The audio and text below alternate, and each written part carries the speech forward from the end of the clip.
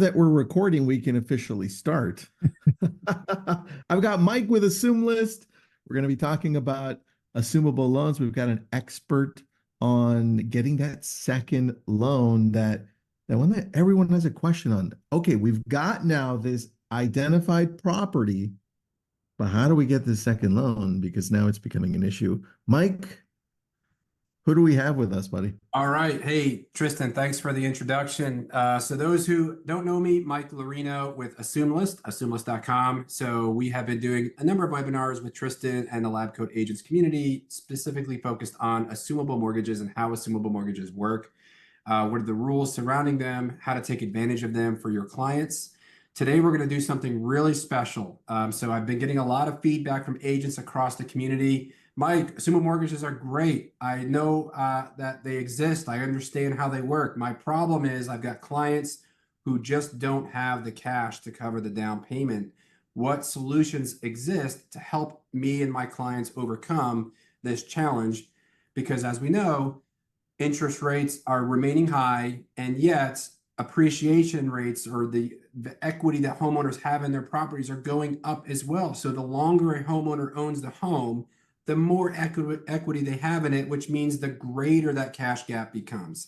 So one of the things we're going to talk about today is second mortgages and how your clients can take advantage of a second mortgage in their pursuit to assume an existing loan. So with me today, I've got David Piatek. David Hi, everybody. is a licensed loan officer with Waterman Bank.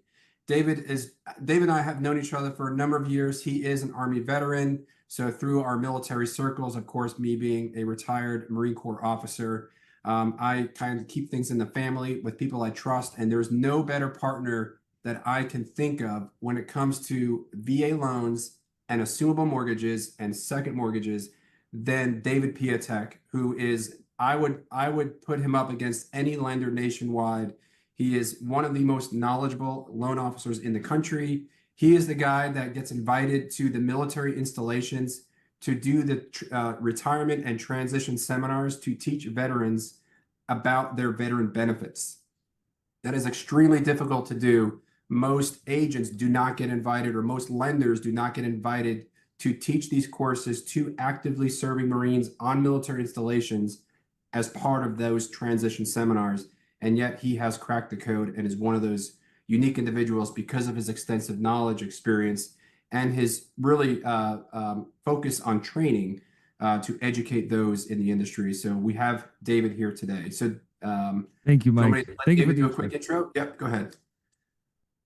For that. Yeah, I'm excited to be here and explain a lot of this stuff because it is confusing for a lot of people, from agents to consumers, and lenders don't even realize what they can do. So like we're going to break all of that down today to really empower everybody to take those next steps and actually get these clients under contract so you guys know how it works. I like that, man. I just put in the link for your YouTube channel. I was just checking it out. I appreciate it. As Mike was doing that awesome intro, I'm like, that's a lot of good info. Pretty good intro. All right, so guys, with finding the assumable loan, now that AssumeList makes it a lot easier for us in different parts of the country, that's not a problem. The challenge I find are two things, and you tell me if I'm wrong, Dave. Number one is educating the real estate agent and the public. So I'm putting that in one bucket. Number two is, now that they're educated, how the hell do they make the difference up between what they bought it and what it's worth now? That's a big challenge, man. Right. It's huge. And the myth that still exists today is that you can't get a second mortgage on an assumable loan. And the reason why that exists is because when you, and this is a really technicality, when you purchase a property with a VA loan or FHA loan, you can't get a second mortgage. That is true. But you are not buying a house technically when you're assuming a mortgage. That's why you're allowed to get a second mortgage, because you're assuming a mortgage that's going to be yours. And then you're actually then able to get that second mortgage. And so there's a lot of different options that exist out there. for folks to be able to assume these mortgages. And like for our end, we can actually go up to 95% loan to value on these products. Wow. So yeah, and I know, Mike and I were talking the other day because I mean, Mike, you want to touch on like, you touched on like why there's a big gap, right? But there was also an issue that servicers, when this all first started, they weren't accepting second mortgages from companies because it gets technical, but Mike knows about this, like the notice of value. So you really couldn't get a second mortgage over the original purchase price of a property. Well, that's kind of crazy. It negates anything that you're trying to do with these second mortgages. But we talked about it. What, Mike, which companies have opened up second mortgages? Let's talk about that real quick. So most people, when they think of taking out a second mortgage, there has been some issues with servicers allowing it, or what are the rules surrounding this. So I'm spending a lot of time now talking with servicers and asking them what their policies are. For example, one of the largest servicers for VA assumptions in the country is a company called Freedom Mortgage. I'm going to highlight Freedom Mortgage because they're actually doing things right. And I actually have two VA assumable loans under contract right now within my real estate business, assuming a VA loan with my clients with Freedom Mortgage as the servicer. So I'm quite familiar with their product. Now, assuming a mortgage is pretty much the same process for all lenders. What's different between lender and lender, or servicer and servicer, is how they assess or whether they are willing to allow a second mortgage to be taken out. With Freedom Mortgage, and I spoke about this with them yesterday, they will allow second mortgages to be initiated at the time a contract gets submitted for an assumption. So when that buyer submits that loan application to assume a home, assuming it's VA, I know for sure, but there's no limitations on it for FHA as well. So VA, FHA, same process. As long as the borrower is financially qualified and meets the underwriting guidelines for the debt to income ratios for that VA or FHA loan, as long as their combined debt to income ratios for the second mortgage payment plus the first mortgage payment, they're qualified to meet that mortgage payment, there is no limit. They actually will allow up to 100% loan to value on a second mortgage. I don't think there's any lenders that will do that, but they don't take into consideration that original appraised value, which was initially what was perceived as being the roadblock to second mortgages. Okay, so that was kind of my question. If I'm assuming a VA loan, we talked about this last time, I'm assuming a VA loan, I don't have to be a VA, right? Now, I'm a VA and I want to get a second mortgage and I want 100% there. You're saying that's not possible right now?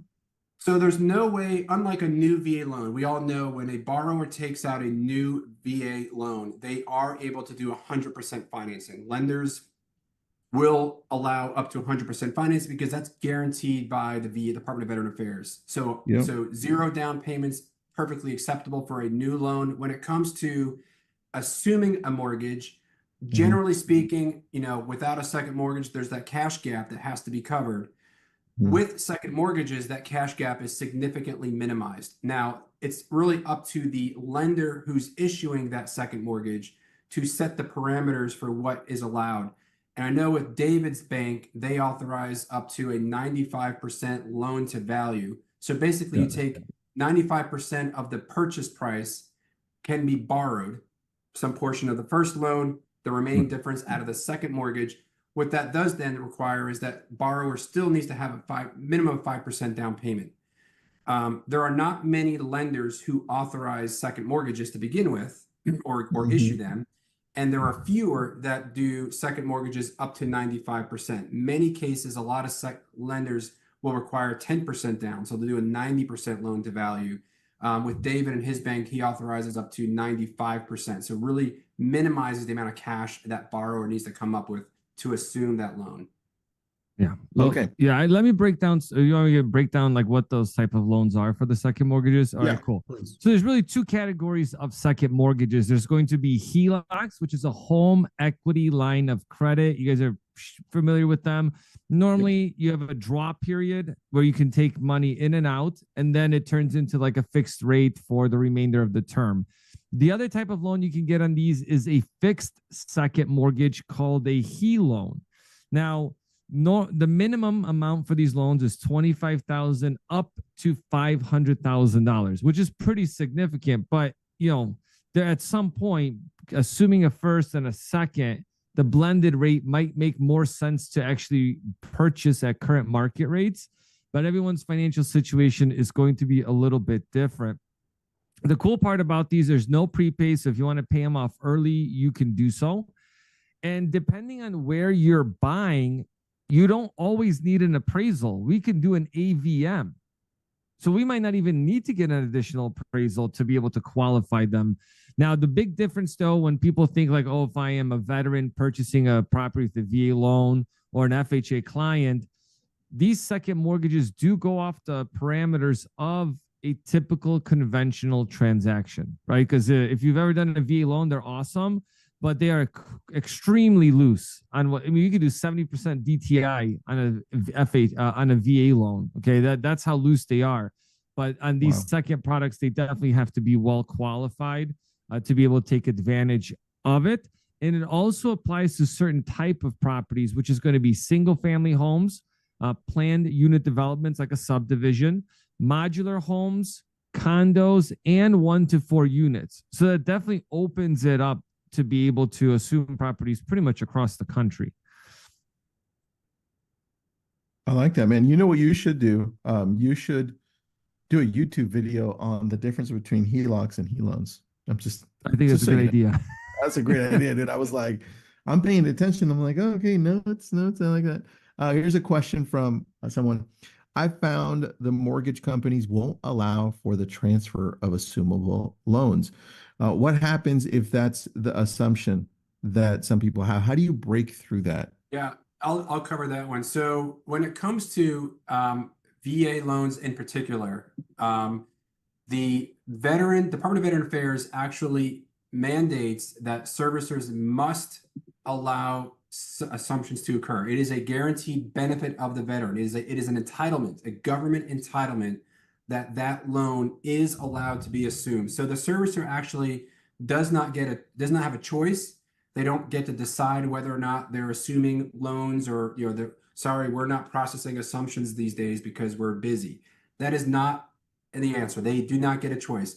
VA loans have to be assumed, and servicers must comply with the request of the veteran, whether it's the buyer or the seller, to allow that loan to be assumed. So whatever servicer is stating that they're not processing veteran or VA assumptions, that's a very quick phone call to your regional VA office, and that will be rectified very quickly. By law, all VA loans are allowed to be assumed. In fact, every buyer signs a rider in their closing documents when they take out a new loan that guarantees that as a benefit to the veteran. So servicers must comply with that request. When a veteran requests to assume a loan, it has to be adhered to. Now, what servicers are allowed to do is review the borrower's financial guideline or financial report to ensure that the borrower meets the financial underwriting guidelines. So the only way a veteran or the only way a VA loan doesn't have to be approved is if the borrower doesn't meet the financial requirements. Maybe they have too low of a credit score. They don't have certain income requirements to meet, for that mortgage payment. I'll let David jump in to clarify, but as long as the borrower meets the financial requirements, the fact that they're requesting an assumption has to be processed and theoretically approved by that servicer. Yeah, let me jump into that because that's a very important piece to this. When we're working together, like Mike, we're working with assumable clients. It's extremely important to get a regular pre-approval. Okay, and I'm going to break down like how we do them because they are a little bit different. So when we do a pre-approval for a client, let's say if they're a non-veteran, just a conventional buyer, we'll pre-approve them on a conventional basis because it has one set of criteria. We'll pre-approve them on an FHA loan if they were to assume an FHA loan or a VA loan based on those specific government agencies' underwriting criteria. And then we'll also match them up with a potential second mortgage on how that would look within that space. So it's kind of like a one-stop shop. With one credit report, we can review the whole situation. And we've done a lot of these pre-approvals, and people are like, you know what, I'm gonna do the assumable mortgage. Can you just make sure that I can get the assumable loan? Multiple times, lenders have denied the clients from assuming the mortgage. We'll provide the documentation from the agencies with their guidelines, and then they actually end up reapproving it and closing. So it's a powerful tool because, you know, Mike mentioned, is that servicers sometimes will have overlays to what the VA allows, right? VA doesn't have a minimum credit score. Well, the servicers are going to have something in place. They sometimes may not understand the state that you're buying in. Like, it might be a high balance state where, you know, if you have multiple VA loans, you still have enough entitlement to purchase in there. It's been like these small little nuances that get either people disqualified, that they're not working with a lender that has, you know, their best interest to be like, hey, can they buy? Let's figure out how they can do it. They're just like, well, this isn't going to fit our box. Let's deny it. And then what do you do from there? You know what I'm saying? Like, yeah. And there's a question, Tristan. Somebody asked, are all VA, FHA, and USDA loans assumable? Yes. So yes, all of those loans, all government-backed loans are assumable. Servicers must comply with the request to assume those loans. The difference between them, particularly with the VA, there's an entitlement component question, whether they're going to use the borrower or the buyer's entitlement, or the seller is going to leave their entitlement. That is only applicable with VA. And then the other nuance with the three is the processing timeline.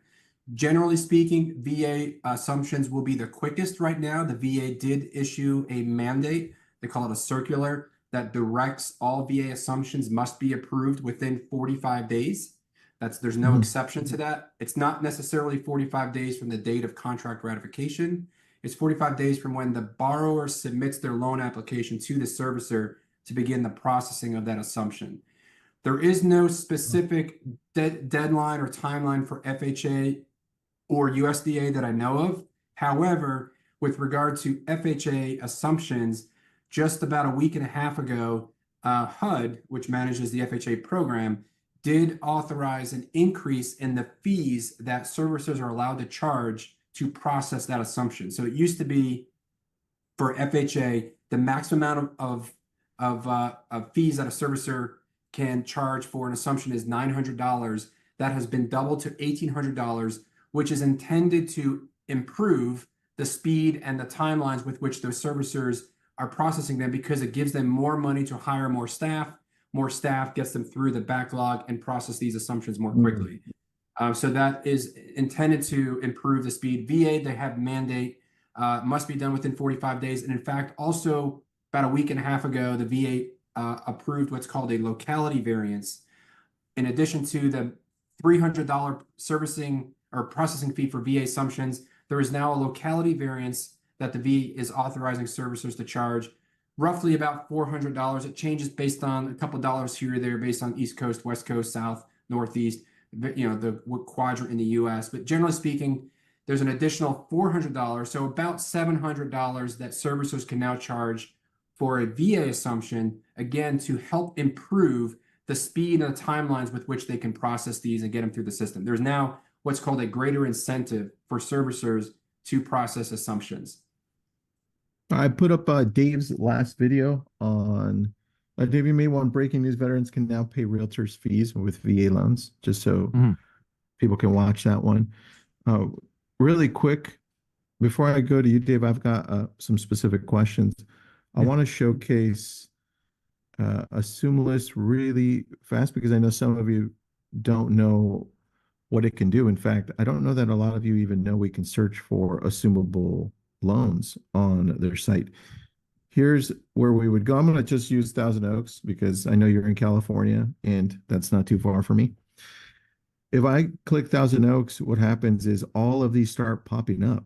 And you see these are green is active, blue's coming soon, red is pending or under contract. And I can go through them and take a look. Let me zoom out here. Let's see if I can get a wider area. And now you've got this one, says it's an open house. All of these that are active are assumable loans. And that I've never seen that anywhere. It's so easy to use. Mike, this is your project. This is your thing, dude. What do you think when you see this, man? Well, this is exciting, right? So obviously, this was about 2 years in the making to build this product. We are getting a significant amount of interest, certainly queries coming in faster than we can manage them. And we're hiring staff to help improve the response times and getting questions answered. Of course, there's a lot of education that goes with offering a product like this, right? How do the rules work? What's the timelines?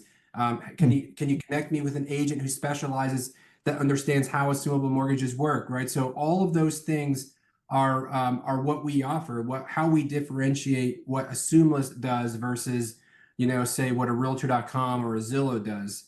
Those that are familiar, Realtor.com does have a tick box in their search profile and the pricing page. What they don't do is they don't differentiate which homes have, say, a assumable mortgage with a 6.5% rate, which you wouldn't really bother with that because you can take out a new VA loan today for about 6.25 or 6.375 as of the date of this webinar.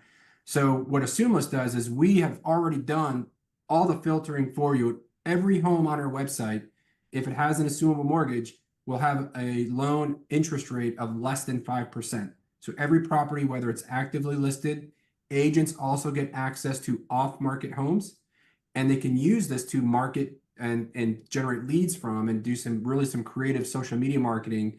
Maybe we can do another demo next time, Chris, and I could show you some of the newer products and tools that we offer now. And every home on our website has an interest rate of less than 5%. I love that.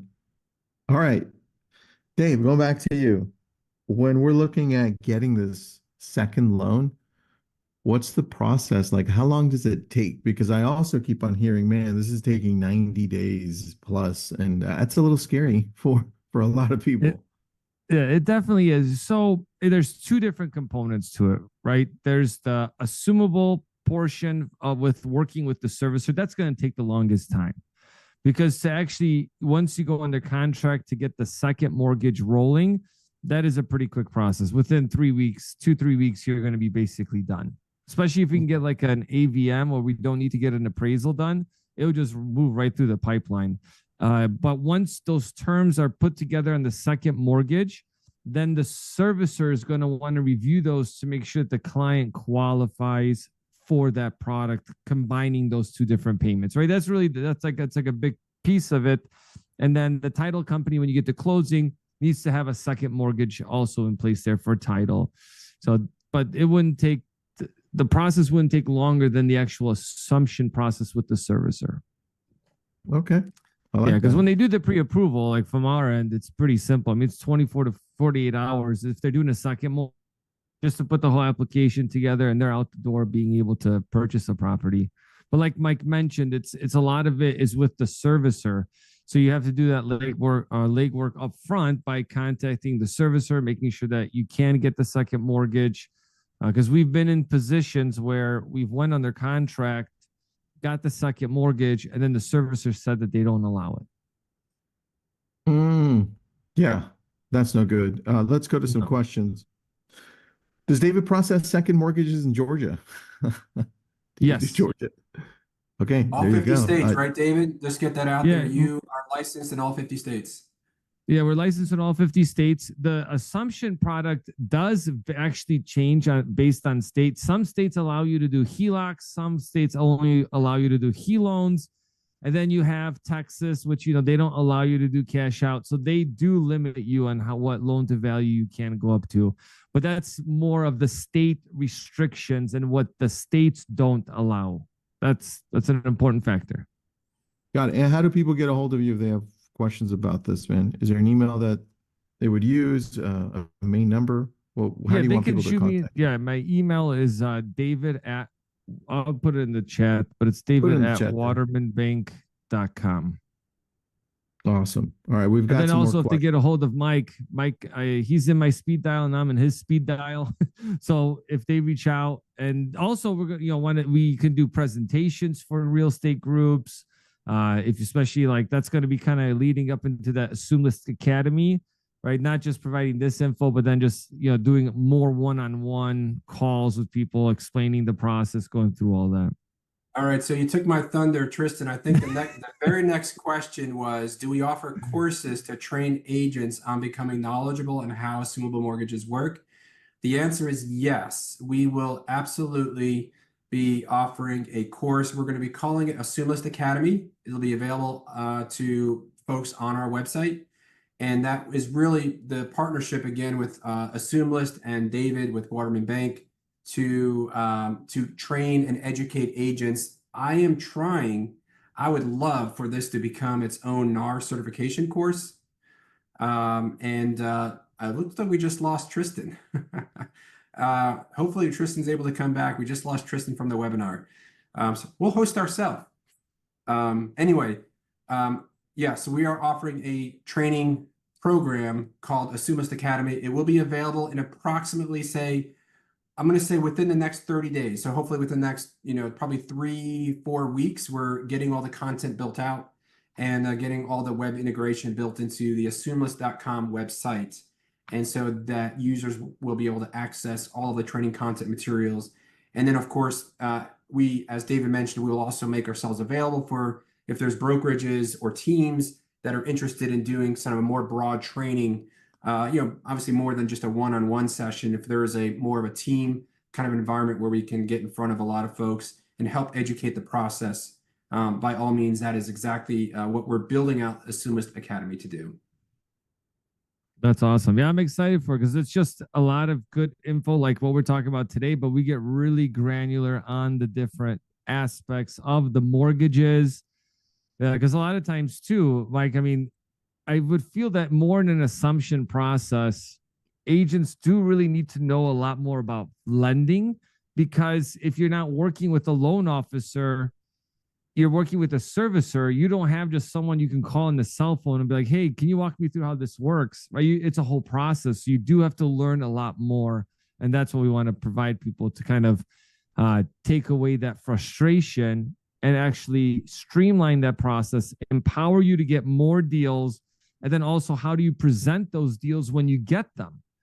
Right? Because sometimes sending an email with, here's the contract, let me know if you have any questions, may not be the right thing. You might have to communicate a bit more, explain in the offer what is actually being conveyed, and having a lender partner reach out that's not even on the transaction but did the pre-approval, just to instill confidence that this is something that can be done.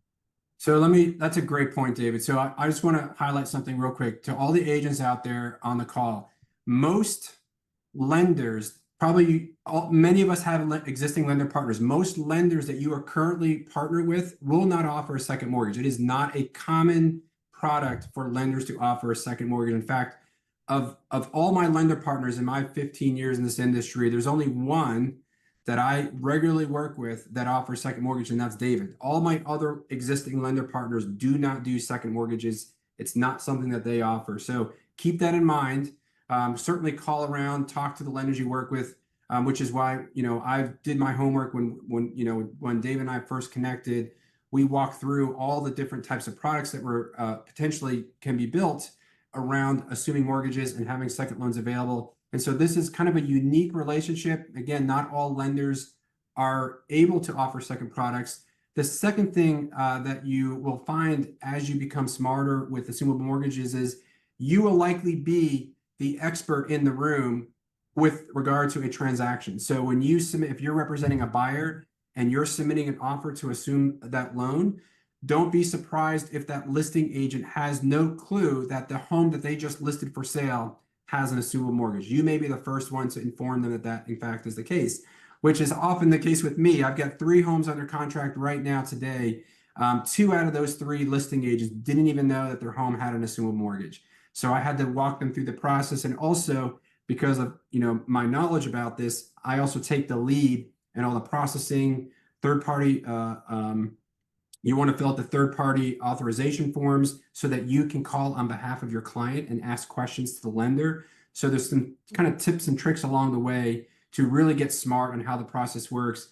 And by becoming that expert, by having that capability and having those conversations with your clients, you truly become a really value added proposition. You offer something that no other agent or very, very few agents are able to offer. And that is really a way to circumvent the high interest rates. I mean, who doesn't have a buyer right now that wouldn't love to take out a mortgage at 2.5%? I mean, every buyer that I came across would love a 2.5% interest rate. Well, I can offer that to them.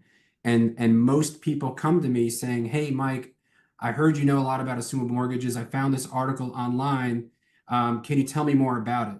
And the agents that can't answer those questions are losing business.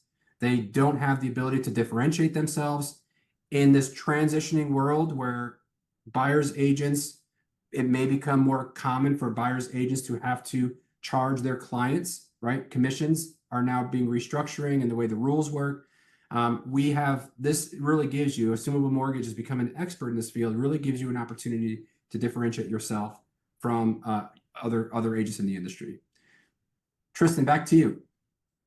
Thanks, man. My computer couldn't handle the awesomeness, so it decided to just shut off. It's like, I can't handle this. I need to reboot. I wanted to show one more thing here that I didn't get to because I logged in while that happened into AssumeList. And I just wanted to, let's see, active under contract. Let's go to one that's active. Let's go to this Right one. there, top right. Yeah.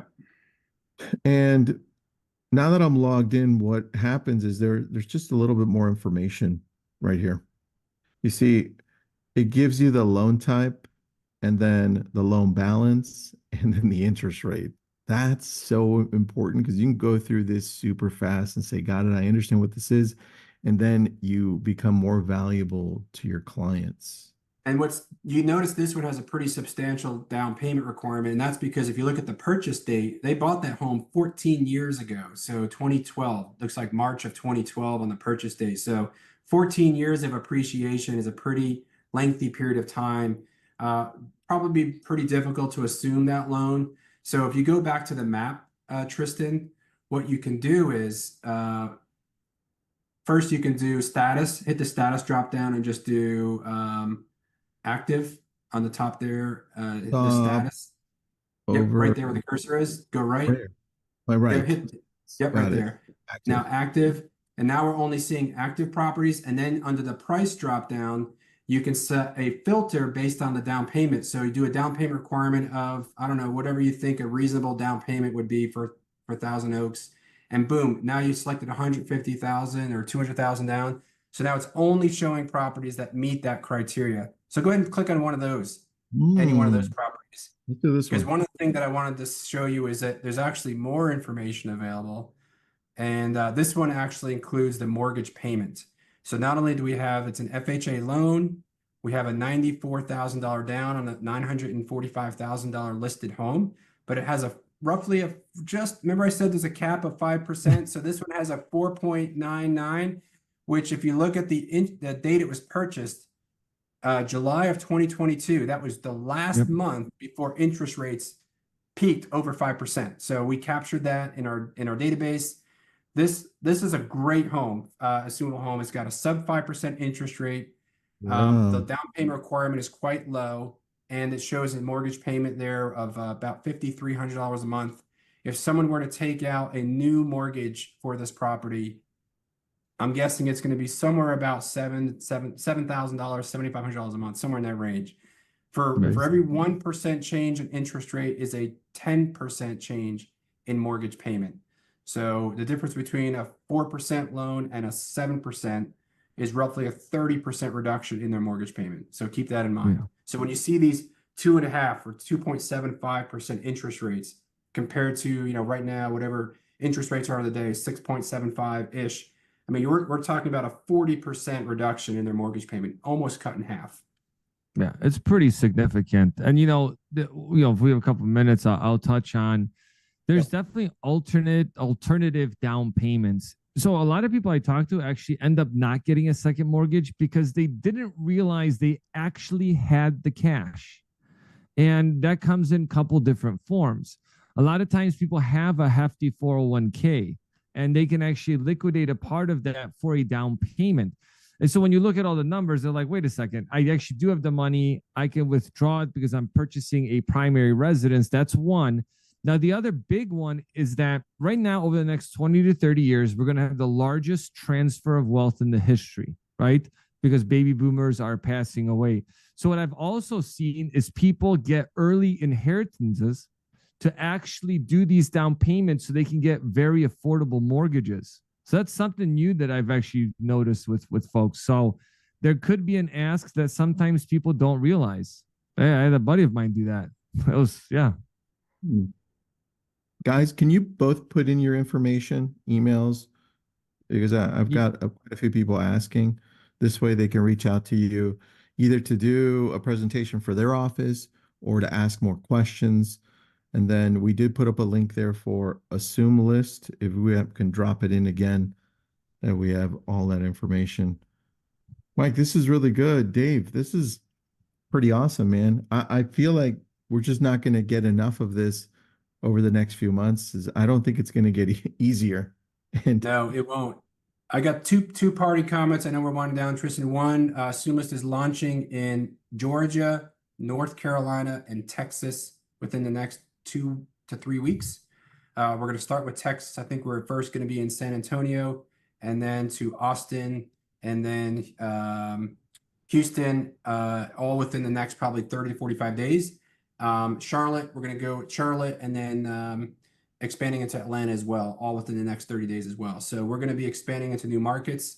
And then finally, I wanted to point out that the VA issued a new circular yesterday, starting August 10th, because of, in light of the lawsuit and the fact that this new MLS rule that will now prohibit sellers from advertising a commission in the MLS. The VA has what quote unquote temporarily lifted the restriction from veterans being allowed to pay for their own agent's compensation. So first time in the history that I'm aware of the VA departments, the VA program. So up until now, veterans and anybody using a VA loan is prohibited from paying their own brokerage compensation. You couldn't pay for your own agent's commission. Starting August 10th, that restriction will be removed, and veterans will be allowed to compensate their agents directly. Not necessarily tied to assumable mortgages, but I thought I'd point that out since we're talking a lot about VA loans today. yeah, I like that. Anything else, guys? Dave? No, I think it's good. Thanks for having me on. Yeah, if you guys have any questions, shoot me an email. I'll get back to you ASAP, and hopefully we'll be on again soon. Yeah, we will. Mike, thanks, man. Appreciate you. Everyone, check out AssumeList. Thank you. Thank you.